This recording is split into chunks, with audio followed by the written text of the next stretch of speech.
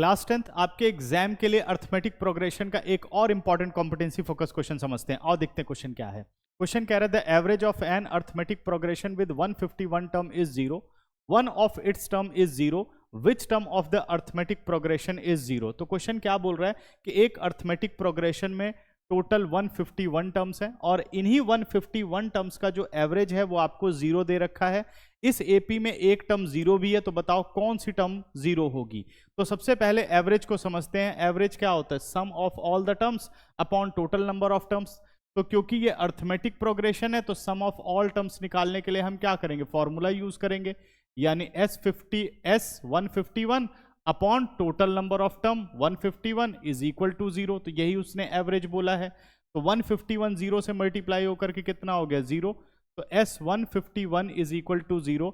S151 में formula लगा लेते हैं n upon 2a plus n minus 1, यानी 151 माइनस 1 यानी 150d इज इक्वल टू 0। कौन सा फॉर्मूला हमने डाला इसमें? Sn वाला, n upon 2a plus n minus 1 into D. 151 0 के नीचे गया, 0 हो गया, 2 0 से मल्टीप्लाई होकर के 0 हो गया। तो अब हमारे पास इक्वेशन बन के आ गई 2a plus 150d is equal to 0। इसमें से 2 कॉमन ले लेते हैं, a plus 75d is equal to 0। 2 0 के नीचे गया, 0 हो गया, यह आ गया a plus 75d is equal to 0। ये बन गई हमारी इक्वेशन नंबर 1।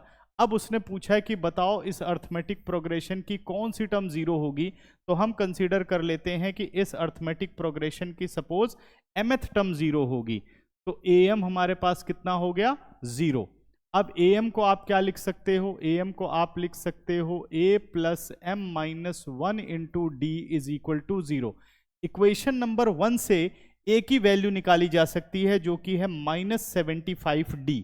तो यहां हम पुट कर देते हैं -75d plus m minus 1 into D is equal to 0। इस पूरे रिलेशन में से अगर आप देखो तो d कॉमन आ रहा है, तो d को कॉमन ले लेते हैं। ब्रैकेट के अंदर रह गया -75 plus m minus 1 is equal to 0। d बच्चों 0 के नीचे जाकर के क्या हो गया? 0 हो गया। और -75 माइनस 1 बन गया -76 plus m is equal to 0।